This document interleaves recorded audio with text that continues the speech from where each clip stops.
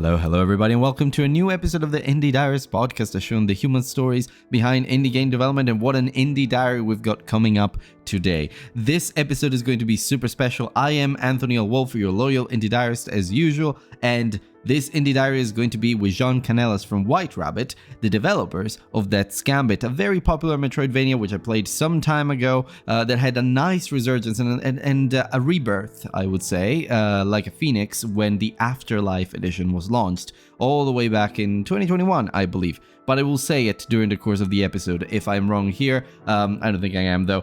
Before we get into the episode, I want to shout out to my amazing patrons, Zagini, Fishbump Dev, and Peleg. You guys support me every single month. I don't know where I'd be without you. Thank you so much. And listeners, if you want to support the show as well and listen to more episodes like this one with more guests from the industry who have developed a very successful game and such, you can go to patreon.com/theindiediaries and check out my amazing tiers, which start from as little as £1.25 per month. But without further ado, let's get into the episode now with Jean Canellas.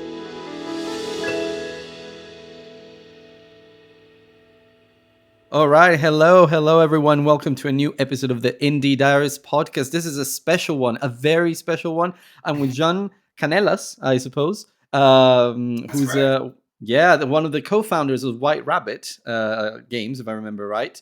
And it's the development studio behind that's Gambit. So it is a very special episode for me, and it's great for me having you here because I loved Death's Gambit back when I played it in 2021. I checked my my Steam account; it was 2021, and yes, it's lovely to have you here. But I'll hand it over to you, Jean. So say a few things about yourself, what you're doing right now, if you want to, and where are you based and all of that.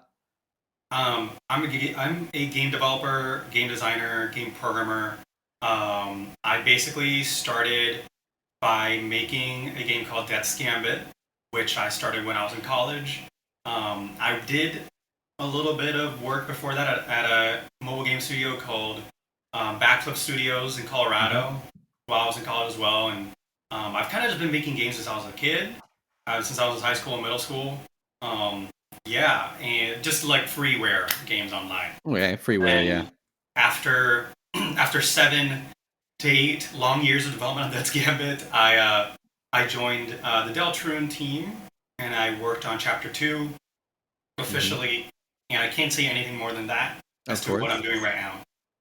But that's kind of my story. I've been in the industry for over 10 years at this point, technically. I guess it's like 12 to 14 years.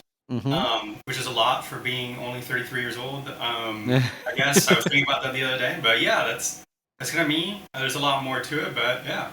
Yeah, and we'll get into that more just in a little bit. But for this 2025 season, it's actually a very fresh thing. I am trialing this I am playing around with this new format, which is with a little prologue at the beginning, a little icebreaker section. So I'm going to start a timer here.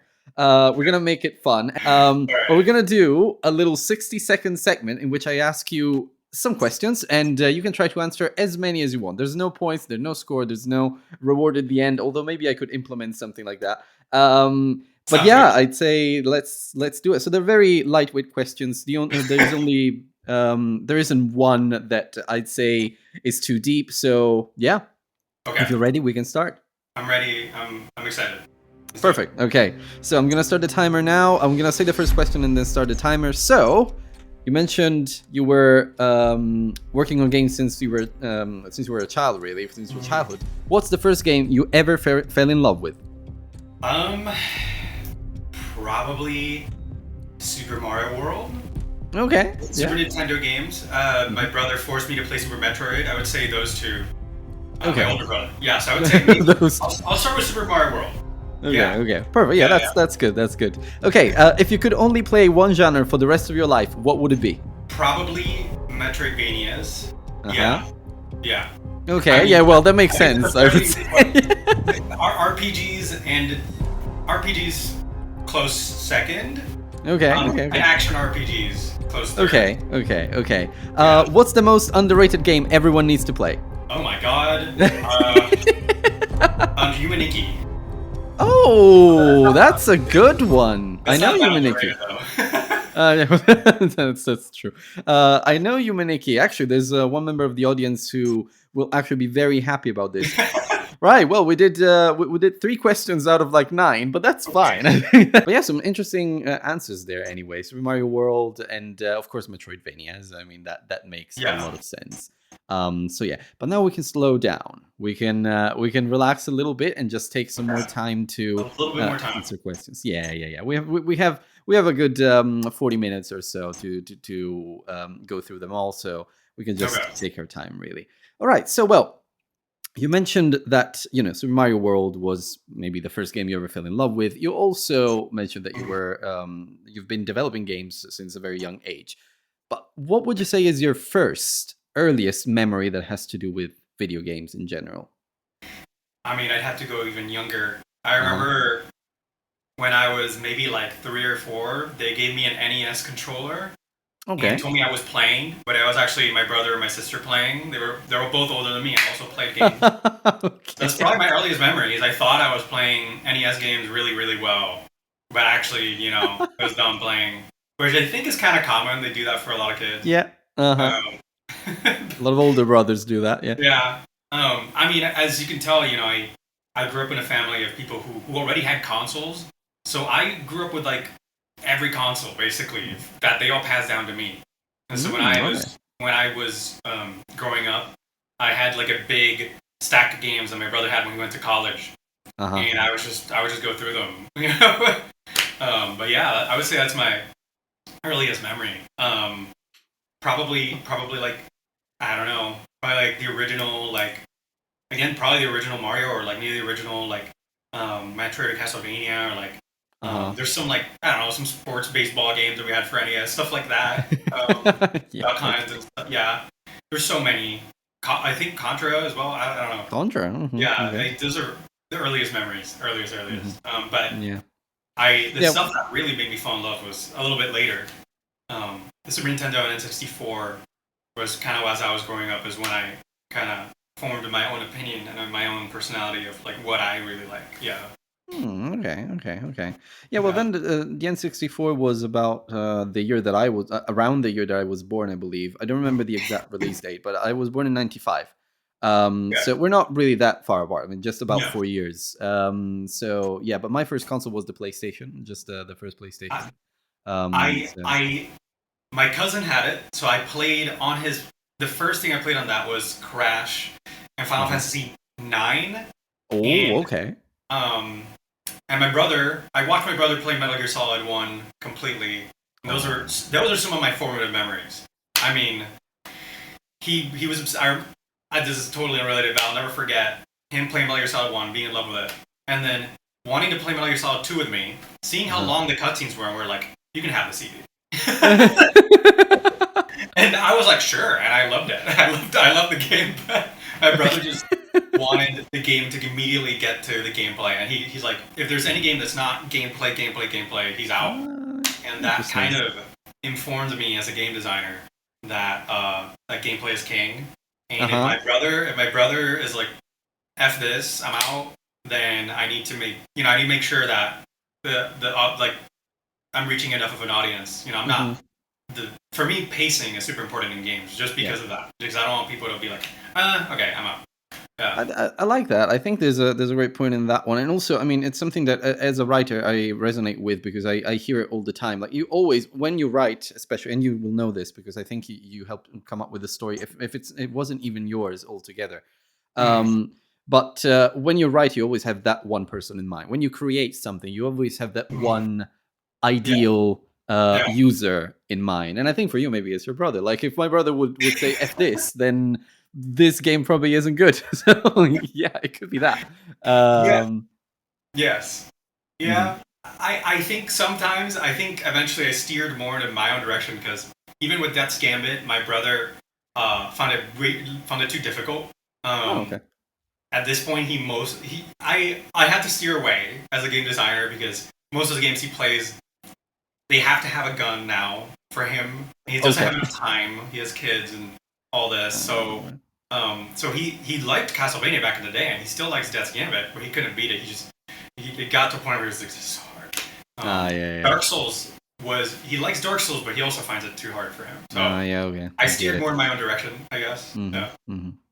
Yeah, and about that, you said that at some point you started forming your own opinion of the things that you liked. But when did you realize that you wanted to make games, or rather, when did you start making games, and what were your first game development experiences? And dare I ask also why you started? Yeah. I think I wanted to be a game developer since I was like 7 or 8. And I remember asking my parents how to make them, and they were like, we have no idea what. I have no idea. Nobody in my family is a programmer. Everyone in my family is like in business. Even my people in my family would joke like, John is an artist. This doesn't make sense. Like everyone in the family, no one in the family is an artist. So I was into drawing and stuff, and I would draw levels and like in notebooks and stuff. But I draw like characters in Pokemon. I would draw. I love Pokemon, so I grew up with that a lot too. And so I didn't really have an outlet until I was like maybe 12 or 11. I think I was like 11, and I Googled how to make games, and I think I literally Googled Game Maker, and I literally found the program called Game Maker. Just because which is what you use for this Gambit, if I remember right. So yes. It's very circle moment. It's funny. At the time I was just like, I have no way of figuring this out. I don't know anyone who can help me. Of course. I just started Googling stuff. Game Maker, I think I first tried C++, and it was way beyond my depth for that age. At least at that moment. I was still also learning English. I'm from San Juan, Puerto Rico, and I was in the process. I know English pretty well now, but I remember I played Pokemon without knowing English completely from the beginning to end. And so played Final Fantasy VII without knowing English. Imagine that. Yeah. And I played Super Mario RPG super young, without knowing English too. Sometimes I would have to ask help for other people and stuff. That was the thing when I was young, is I would go to my neighbors' houses and ask like, how do I beat this part of Ocarina of Time? I don't know what he's saying. Like I would literally run around that game left and right because I literally didn't know. And it kind of made me fall in love with like badly designed obtuse games sometimes, because I was literally just used to games being that difficult. In a bad way. Now I know that that's not good. Yeah, exactly. I know, but yeah, I definitely Where was I? Right. So Game Maker. I just Googled it. I downloaded Game Maker 6 at the time, and I just started making games. I think I made like a bunch of like prototypes based on like Flash games that I had found, or prototypes based on like Nintendo games, and they all were really bad at the beginning. I mean, it's just how you learn. You just make a lot of really small, bad games until you get better. I don't know. I tried other programs, but at the time they were not really developed enough. Unity didn't exist. Unreal didn't exist. If they did today, I probably would have learned those as well. But throughout all of middle school and high school, I just used Game Maker and put out like little games online. And then I just formed a bunch of little game engines in Game Maker, and I had a lot of code just ready to go to make a game. When I was in college, I learned Unity, and that was the thing that they were teaching us. So I went to college. So I grew up in San Juan, Puerto Rico, and then my parents just tried to find like the best game school they could find, which I believe the best undergrad at the time, and it might still be. I think I liked it a lot. It was the USC Games program, the interactive media program, which was really good. Interesting. I met a lot of great people, a lot of great friends, made a lot of good connections, learned a little bit of Unity, Unreal, C++ and other stuff. And which was accessible for you at that time, at that moment. Yeah. A little bit more at least. Yeah, and I think I remember when I got there, I feel like I was one of, because the program I was in was mostly game design centric. There's like a game design route and a game programming route. In the game design route, there was like basically no one who knew programming. So I was like already pretty ahead. Okay. And it helped me a lot. And I think with a lot of my friends, we just made like little games together because they just wanted to get games going right away. And I might be rambling on, but I'll keep going. No, it's fine. Yeah, I'm enjoying the story. Yeah. So the way Gambit came about, well, I was so it was like third year of college, and a lot of people were getting internships, and I was really bad at the interviews at the time. I don't know. I was not getting anything, and I was really upset. And I just started working on my own game because I was just like, well, I think I deserve to get a job, and if not, I'll just make my own game. And so I started it, I think, over Christmas break of my second year of college. It was at the time literally just like a Metroid game back then. It didn't have swords or anything. I just kind of made like a little engine of like a little character running around, and then I made like a swordsman, like a Dark Souls style swordsman that would attack you. I had just played Demon Souls, which Okay. which had just come out, and in my head I was like, this is the future. In my head, I was like, this is how you make a hard game that sells. And at the time, I was kind of obsessed.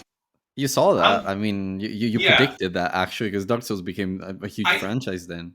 Yes. I was obsessed at the time with like a lot of hard games. Now I'm not as much. That's why I'm working on why I have worked on Deltarune. Because I wanted to make a little bit more broad audience games. But that's okay. I may go back to making hard games in the future, but I was kind of, I loved Devil May Cry 3 and 1 and 4, and I liked, I liked MMOs at the time too, with like the really hard raid bosses. I was just Toho, the really hard shoot 'em up stuff. I was just like all about that. I was like, how, what, I want to be the guy. I was like, how can I, what else can I try that's really difficult? I'll just stay there like 2 hours grinding it out. For some reason, I just really like that. I know most people don't. Anyway. Well, I mean. But I played Dark Souls and I was like, oh, I can make a game like this. I love Castlevania, and I think people will really like it. But I thought I couldn't do melee weapons because I was too inexperienced with programming. I thought it would take so much effort. I'm like, I need to learn game feel. I need to like learn like animations. Like, there's so much for one person. And so it was originally a Metroid game, and then third year of college, I did end up getting an internship, and maybe pretty happy. I was like, oh my god, I actually, I did it. But in the meantime, while I was not at the internship, I was at home working on what became That's Gambit. I asked one of my best friends from USC, Alex Cubadera, to help me do the pixel art for the prototype. And yeah, he ended up being the art director for the project, and we were both directors on it. We were co-directors and co-founders of the company. Yeah. But yeah, at the time, he was like a little bit not sure if I was going to be super invested in the project, this and that. But when we finished enough, we posted on a website called TigSource, which it's a website for indie developers to kind of post their games. Indie developers specifically, just like free stuff, mostly. Or indie games that are really early in development. People just post pictures. We posted a few GIFs of what we had worked on, and it immediately blew up. Kotaku made an article immediately. A bunch of other indie websites covered it really quickly after I posted it there. And it just kind of just blew up. It went viral for like a second. Some of those GIFs got like maybe like 100,000 views. And we were like, uh-oh, maybe we should make this. Yeah, I realized you had something there, yeah.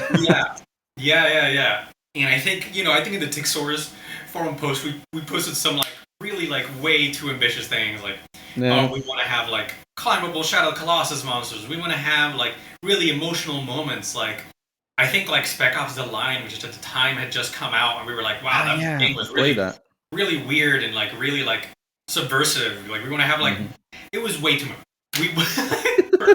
Even for like one programmer and one artist, it was like, we were immediately way too ambitious. It was like the one thing everyone tells you not to do.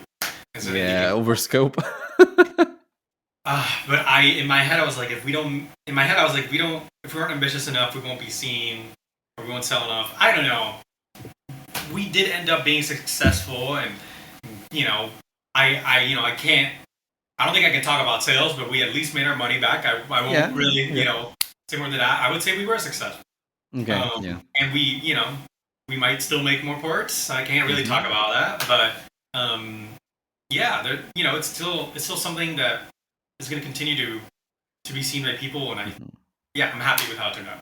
And I think that Gambit has had a very nice impact. Now, my next question was, how was that Gambit born? So we've covered that.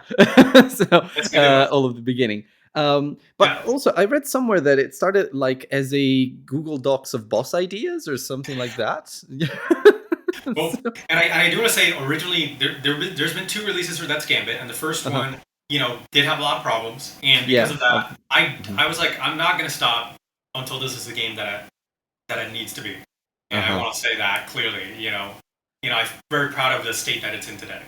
But Yeah. anyways, yes, it did start as a Google Doc of boss ideas, of Dark Souls style boss ideas slash MMO style boss ideas, and Mhm. some of the stuff that we brought into the table that Dark Souls doesn't have comes from MMOs, and some of that stuff, honestly, like some people were not a fan of. I think stuff like you can see in the top right all the debuffs or Yeah. Mhm. all the description of all the effects that are on your character. I wanted to be able to make boss encounters that had really weird effects that Mhm. you had to like kind of like work around with or read and see. Mm. But it's a little bit counterintuitive because you're like it's an action adventure. It's a hack and slash game, and so you have to Yeah. look at the top right at the same time as you're looking at your character. It's it's a little bit weird, but in my head, I was like, I might only get to make the game I want to make once in my life. No Yeah. one has control over the design of this except me. I don't care. I'll make it for myself. Uh-huh. And I've said this many times. This Gambit has a lot of most of the bad game design decisions. I know that they're there, and I did them because I wanted to. And Yeah, they were intentional, I'm yeah. sorry. I In a did it way. for myself, and Uh-huh. I will probably never do that again. Yeah. um, I there were many things that could have made this game sell more that I did because I just wanted to, and I was learning. Some of them Mhm. also was because I was learning. Yeah. I definitely would not have done some things. But at the end of the day, I think some of our fans love the roughness of the game. I think there's something to be said about there's many games that aren't perfect that just have that charm that you don't see in like a perfect sparkling Nintendo game that's been Mm. polished to perfection. Um, there are things that I wish we could have worked more on. I think the Mhm. animations for the characters, and I wish we could have given him like, made him look like his armor changes with like the items. There's many things that, like the equipment changes, the art of the character, and I wish, there's a little bit more polish that could have been done in a lot of places, but Mhm. um, very big game, and I basically programmed like 60 to 70% of it over the course Mm. of like 7 years. After a certain point, you just gotta let the baby be born. That's a good Yeah, point, and we'll get to that because I have a question that yeah, relates specifically to that point. But that's since you just mentioned it, like you programmed like 60-70% of it yourself. Like you were yeah, just a small team of like 5 people or something, yeah. which is astounding given the scope. And you also were like a first time, well, not first time dev because you made other games, but a first time dev with a project of that scope. So what was it like for the team that you remember? Um, it was for for the team. I feel like in many times, um, if I look back, the one thing I would have done is hire more people. Oh yeah. I think I put a lot on my shoulders. Um, I never let, this is like the reality, I never let anyone on the team do more than 40 hours a week. And I Hmm. basically was like, I'll shoulder any problem. If there's anything that needs more time, I'll do it. And I basically ended up working like 80 hours a week for years. For years. Um, and there was many things that, some boss fights I didn't want to delegate. I was like, I want to do this all myself. And now today I'm like, no, I want to Yeah. delegate. No, I don't care. I don't care if that boss is like my baby. Like, please take hand this entire feature and take it from me. Today, I'm like, I am now, in my early 30s. You know, I'm only gonna get to make so many games in my life. Mm. And if I can delegate as much as possible, I'll be able to finish them faster. So, if the boss ends up a little bit different from my vision, please, that's Mhm. okay. The game will get done faster. And I think the biggest problem was that I wanted to be as close to my vision as possible. But I Mm. would argue that if I had more people and if I had delegated a little bit more, maybe some of that vision would have been more realized because I would have had more Yeah. time to make it. But Mm. you know, lesson learned. And I think a lot of indie game developers who have like that close vision and want to get it, do that. It's a common problem. that's why a lot of indie game developers take like 6 or 7 years on their first project, like a lot of time.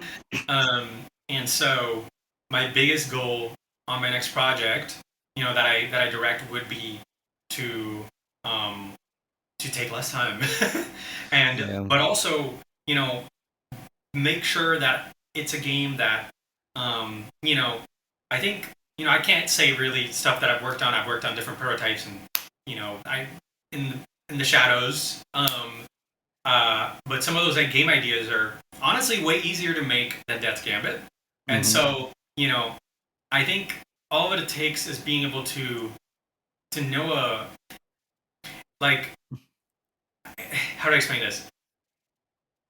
If you're gonna make a game that's really complicated, have the foundation ready and be prepared. Have the knowledge of how to make it right away. And if you're gonna make a game that is simpler, that's awesome. There's some of my prototypes already have stuff that I know how to make super quick, so I'd be able to make that game really quick. Yeah. I think this is not what I'm working on, but what I thought was one of the geniuses of Undertale was that it clearly is a very easy game to make. Yeah. And this has a few major core mechanics, but they work together very well. Yeah. And Death's Gambit, by comparison, was insanely difficult for a first time. And so when I jumped from Death's Gambit to Deltarune, it was this moment of like, oh my god, this is hilariously easy by comparison. Like, I'm like, I was shouldering a giant rock on my back, and when I'm on Deltarune, I'm like, I feel like the weight's all lifted and I can go full speed. So I don't know. I would just say, you just have to be smart about what you're making and make sure it's like an idea that both sells and that you can make. Or if you wanna do it the hard way, you can do it like I did. And process. Anyways, I guess I'll leave it at that. Yeah, no, but very, very, very good points there. And I mean, now I think we can talk about some of the parts of Death's Gambit that I feel close to the themes of the podcast, but also to what I really liked when I played the game back in 2021. And now it's time to do a little bit of a shameless confession. I finished it in July 2021. Okay. Afterlife came out, as far as I know, in September 2021. So I haven't played Afterlife. And I know. No, and I know that is defined. I read this on Reddit, which I suppose, if you've seen that comment, must have been a really nice moment for you. It's one of the biggest redemption arcs in indie history. But it is, from the research that I made and such, it is a massive undertaking. It was a massive undertaking. Also, a pretty appropriate name, I think, like Afterlife, because so you worked on it for years. So what? Yeah. You said that you wanted to make, you wanted Death's Gambit to become the game that you wanted it to be. And so you didn't want to leave it until, it became that. So was that what motivated you to invest years post-launch, because it came out in 2018, I remember, to rebuild the game, basically? Yeah. I remember sitting down with my parents and being like, we had all these problems. I had all these problems in development. Like, it would probably take me at least 2 years to fix all of it. But our publisher at the time, Adult Swim, was willing to add more content, and they think that it has potential, and I do too, to add more, to expand on it. And I know now, once we saw the reception, it became very obvious what to do to fix it really quickly. I don't think it was even that much. A lot of people were just like, just fix the hits done, just fix this and that. And I was like, yeah, it'll take a couple months. So we fixed a couple of things in the first few patches that were pretty obvious. And then we were like, well, a lot of people just played it on the first week. How about we add a bunch of content, and now that we fixed, the most glaring issues, let's, go a little bit further. And I think for me, the best way I can explain it is, I knew that if we made it more Metroidvania and less Dark Souls, that people would enjoy it more. I think I had to swallow my pride in a lot of bad game design decisions. It was a big moment of learning for me as a game designer. it wasn't just the bugs, because the bugs was a huge thing. There was a lot of bugs, and that's an obvious, okay, well, Yeah, those have to be I fixed. won't go too deep into it. It's not that we didn't want to release it with bugs, but Of anyways, course. it was still that was still a problem. But then there was a lot of game design issues that I had to just swallow my pride on. That I remember were like just really dumb and really mean. And I then knew, I feel like one of the biggest things with the feedback loop of the game wasn't really addictive enough. And I think Afterlife basically like gives you talent points like every like 10 minutes and lets you make a decision like every 10 minutes. You get new weapons like all the time now. You get like, new weapons or armor like all the time now. You get new Metroidvania upgrades all the time now, and like you're constantly being fed like these new power-ups and new things, and you're constantly like, oh, look at this thing or this new level, and like look at this hidden new thing. So we added a bunch of like secret areas and hidden things, and we added a map, and we added all these things that just make it more fun. Like just like the goal was just not to like beat you down. The goal was more to keep you interested, keep it interesting, and we made a few things easier. A few more annoying boss fights less annoying, and it. I think there's a few hidden things under the hood that are like secret like game design things that kind of made the game feel way better that people don't like think about. I don't think anyone's ever written about, because I don't think people realize. There's some things that I literally worked on Afterlife while I was working on Deltarune. So there's some things that I learned honestly from working on Deltarune and Toby Fox. Just he's an incredible game designer, and I can tell. and I won't lie, I definitely learned some things from the way he designs things. It's not that nothing like that. Like I didn't like copy anything, but I basically became a better game designer just from being in contact with Toby. And so from that experience, I used it to improve That's Gambit, and I think, I think it shows, and people really loved it. I think immediately, if you go to the Metroidvania Reddit, like originally the people would be like, yeah, like it's okay, it's more, it's more for this type of person. It was more for a very specific type of person. It was more made for me. But I think this Gambit Afterlife was made more for the fans. Others. So that tells me that I should definitely go back and play it. The interesting thing is that I loved this Gambit in July 2021 when Afterlife wasn't out yet. So I mean, but it was more polished since release, I suppose. Yes. Oh my god. I mean, and the map now, we expanded the map a lot just to like constantly have stuff for players to find. I would argue it's like I know Hollow Knight is like probably the biggest Metroidvania map in the world, or in the game, in the Metroidvania space. But honestly, if you open up the map for That's Gambit Afterlife, it's one of the biggest Metroidvania maps, I think, out there. It's probably in the top 10, top 5. The last time I checked, so it's like huge now. People were like, I know that the Metroidvania subreddit loves it now. So it's good. Yeah. I'm super happy about that, and we got like an 80. I think it got like an 81 on Metacritic. As long as it was like higher than 80, I was like, okay, fine, okay. You know what? It might have. I don't know if it dropped recently or whatever, but it was like a little bit higher, then it went down, then it went up, and I was like, okay, you know what? It's good. It's selling fine now. You know what? I'm fine. I'm happy with it. It's only fine, and people like it, so they kind of revalue it and whatnot. But I've got two very short questions that relate to some things that you said here and there, and it made me think about it as well. So one is, you mentioned about game design secrets under the hood and such. We don't want to divulge, but there's something maybe related to that. So it could be one story beat, or it could be a mechanic in your game that you're particularly proud of.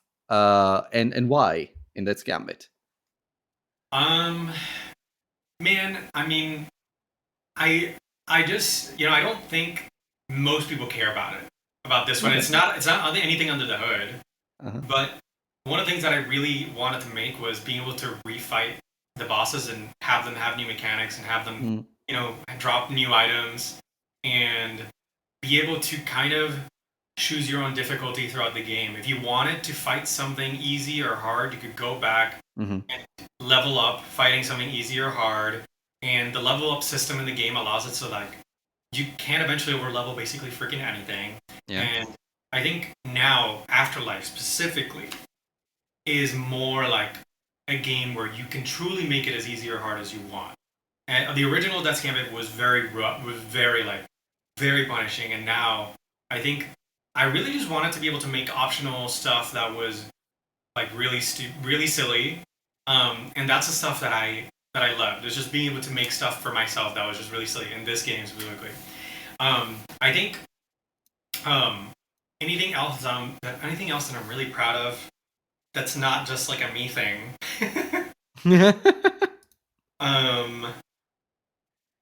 Man, I think the voice acting in the game, made the game feel like a higher bar. I feel like you feel like you're playing like an indie game, but then you hear some of the voice acting and you're like, oh, this feels like.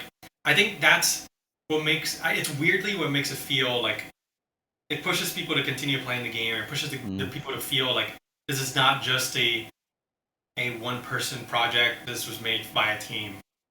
You have Matt voicing Death, don't you, Matt Mercer? Yes. Mm-hmm. Well, yeah. One of them.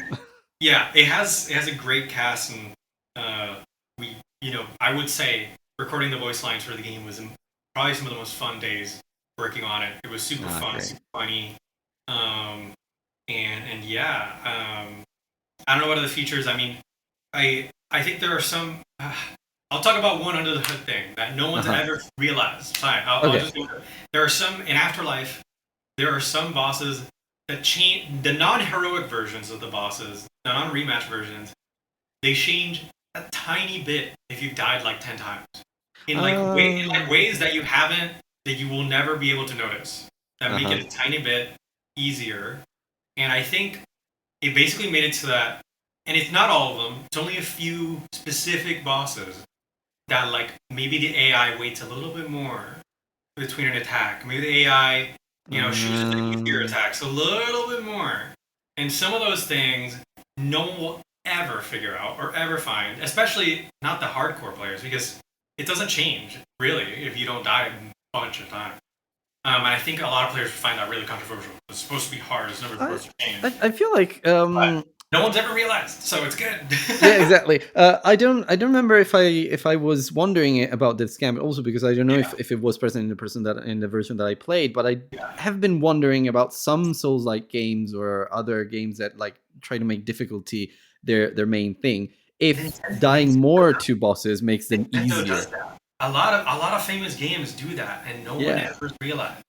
Yeah, it's a very, very nice trick, because it gives you the impression of progression, and it keeps you hooked. It happens, Yeah, no, that's great. So I think we can now, we're near the end, we're almost out of time, but I think we can now wrap that Gambit little parentheses here by talking about something that I think is very, very interesting. So the game talks about immortality, loss, purpose, regret also. I think the ending, if I remember right, is about breaking the cycle of regret with at least the ending that I played. It's sort of about that. And I think there's in a weird way, maybe there's it's not exactly a one-to-one parallel, but there is a parallel with what happened in real life with that's Gambit. So it started in a way, but then Afterlife, the process of working on Afterlife, like it kind of broke that cycle of regret for you, I suppose, in a way. And I find it really fascinating. So did revisiting the game change the way you were seeing it as a creator, or even your relationship with it in a way? Oh my God. Yes. And I'm really glad you brought that up, because thank you for asking that question. I don't know if other people have asked me about it. I've probably been asked about it, but halfway through the development of Death's Gambit, I was overworking myself so hard that I just changed as a human being. I just changed because I was burned out. I was just going through so much. It was just so difficult. I had to sacrifice so much time. I remember I would be working so much long hours, while, I don't know, I wouldn't even go home. So I would go home to my family in San Juan, and I would feel like I time traveled. I'd feel like I just wasted a whole year of my life. I don't know. I was like wondering, is this worth it? I don't know if this game's gonna sell. It's kind of an indie game developer dilemma. And so it was one of those things where I was like, am I ruining my life? Am I spending 7 years on something when I could have just been, I don't know, traveling or, you know? So it was one of those things where I was like, what am I, I was just reassessing everything. And, this is a personal thing. I'm in the LGBTQ spectrum. And so I had just started to learn a lot of things about myself around that time. And it was just a very growth moment while I was working on the game. And so I was like, I was trying to then kind of finish the game and make it something I'm proud of, while at the same time, not burn myself out to a point where I became like, I don't know, irreparably mentally damaged. No joke. My doctor told me I had PTSD from working on this game. Oh, wow. Because I worked such long hours. So that's just reality. I know people don't like hearing about, stuff. No, but it's fine. I mean, I like talking about these things on the podcast. For the longest time, I would open the project and just feel scared. I would feel fear, especially near the end. Now I'm healed. I'm healed because I work normal hours on Deltarune, and I took a lot of time off, and I grew, and I was able to spend a lot more time with family, and so I healed. But I think game developers talk about this a lot. Take care of yourself. Don't overwork yourself. Don't work on overambitious projects.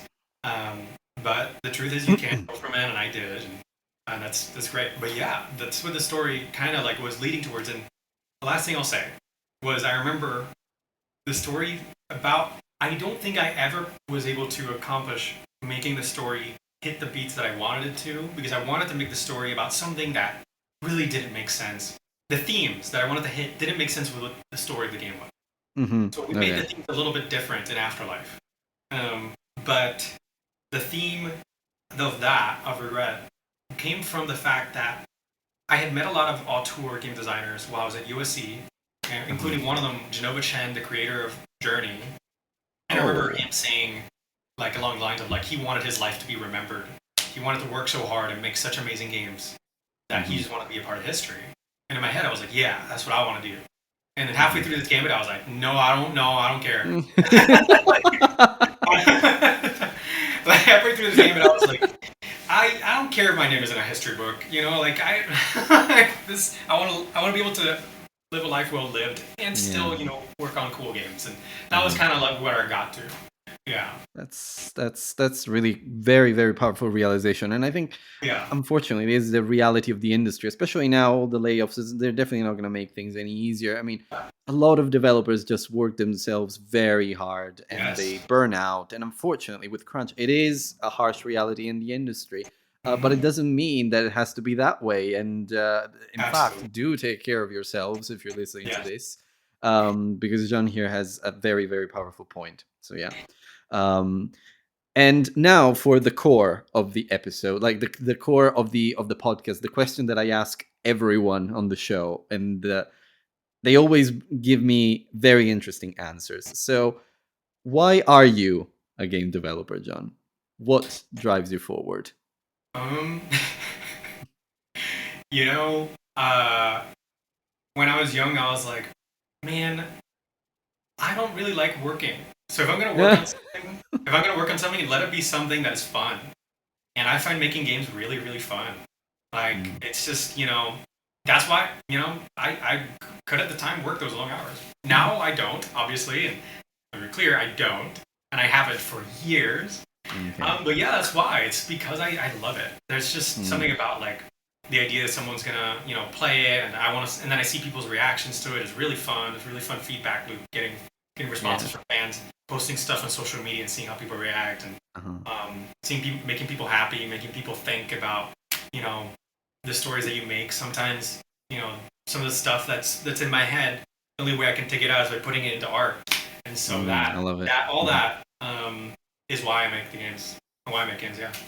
And do you remember, like, one specific reaction from this Gambit, from a player that, like, you were like, oh wow, no, that is very cool? Anything that, like, is memorable for you? There's so many. I mean, I would say the biggest ones for me are two things. One is the email. Whenever I get emails or messages, whether it be Discord or email or wherever, just someone saying that, like, or the game changed their life, or it's their favorite game of all time because of this and that.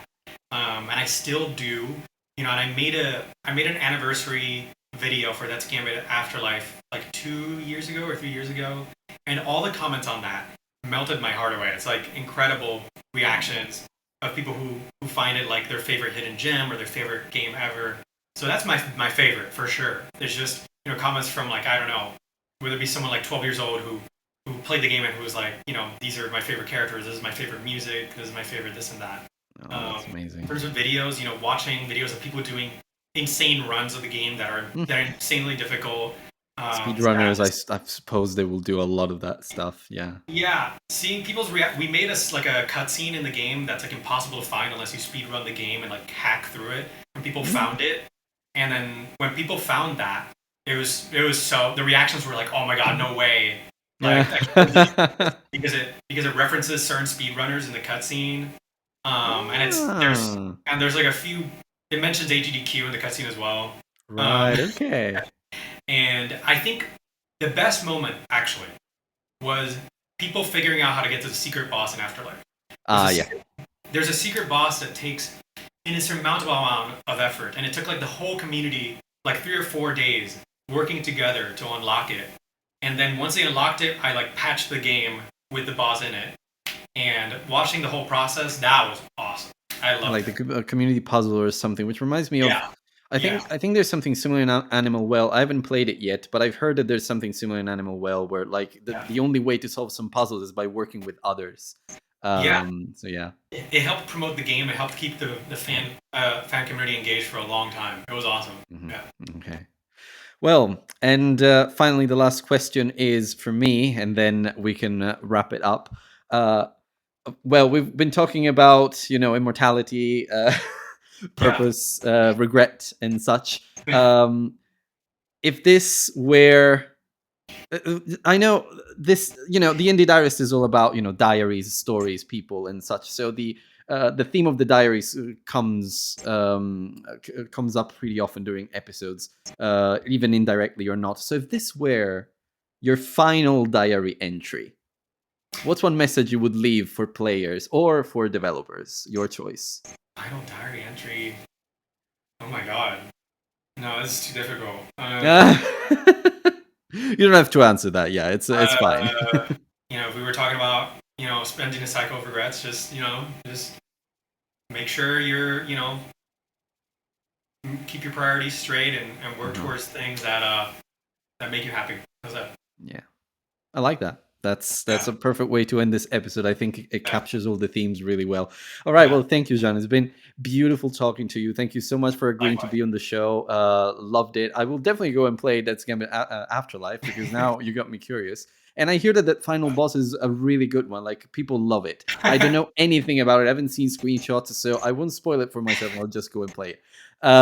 So there's time for some parting words. So where can other people find you? And if they do, what is the best way to support your work? Sure. My main account that I use is on Twitter and Bluesky. It's just Jean Canellas, spelled JeanCanellas. And if you want to buy my games, you can search That's Gambit on Google, and it's on Switch, it's on Steam, it's on Xbox, it's on PlayStation. And I also worked on Deltarune Chapter 2. You can download that for free online, Deltarune. And yeah, that would be how you would support my work. There's also merchandise for That's Gambit. You can find it on the Serenity Forge website. But yeah. Perfect. So I'll put all of these links in the description of the episode, so for people it's easier to find all of these things. But thank you again, Jean. It's been a lovely episode, and wishing you all the best with anything else that you might do with That's Gambit, Deltarune, or anything else at all. Because I'm sure that you have a lot of fun doing it, and a lot of healthy fun as well. Thank you so much. It was a great interview. Thank you. And what can I say, my friends? Thank you for listening to another episode of the Indie Diarist podcast. This one was such a special one. I loved talking to Jean. It was an amazing episode where we discussed anything when it comes to, game design and creativity and burnout as well. We touched on some very dear and important topics that are close to my heart. And I couldn't be more grateful to Jean for wanting to give me his time and for wanting to come onto the show. So thank you so much, Jean, and thank you to you as well, listeners, for sticking through this episode till the end, because I'm hope that John's story was inspiring to you. Now, if you want to support John, please check out the links in the description of the episode. Please check out That's Gambit. It's an amazing game. I played it all the way back in 2021. I think you're gonna go back for Afterlife.